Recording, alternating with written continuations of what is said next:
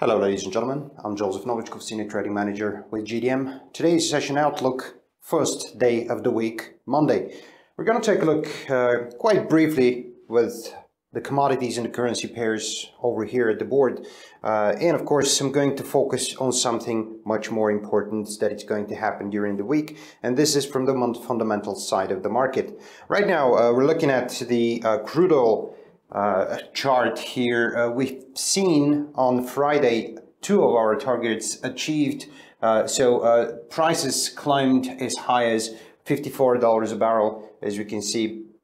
Also, right now is slightly lower. However, the 50 exponential moving average is still intact, so we can safely say we can target our final objective. However, should that price fall below that key area, we might be able to have to abandon our final target. However, the profit is quite enough for now. Also, I wanted to take a look at the euro versus the dollar. As you can see, it's trying to go above the 50 exponential moving average, but in the previous session, we also saw one of our targets achieved, standing at 1.06 versus the dollar.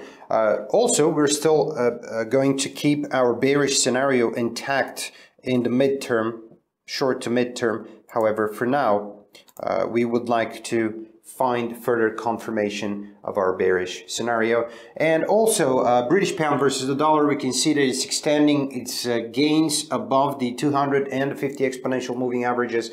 We also see clearly from the chart that further gains could be expected towards 1.2650 and of course 2680 in the short term. However, for now, we would like to see a golden cross here if possible. Therefore, for now, we're going to keep our neutrality mood intact. And also, the final here, we can see the US dollar versus the Japanese yen.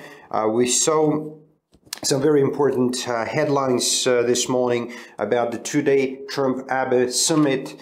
We saw that investors are taking a little bit of breather over there, over the smooth end of the two-day summit. Right now, we need a confirmation above the 113.90 area here, so we can be absolutely certain that the bullish scenario would be valid for the short to mid-term. Right now, however, as I mentioned earlier, I would like to focus on the fundamental side of the market. We see that tomorrow is a very important day. We can see that for the euro and the dollar as well, pound is also important to be followed from tomorrow. As we can see, the harmonized consumer price index for Germany and also gross domestic product is coming out tomorrow as well, tomorrow morning.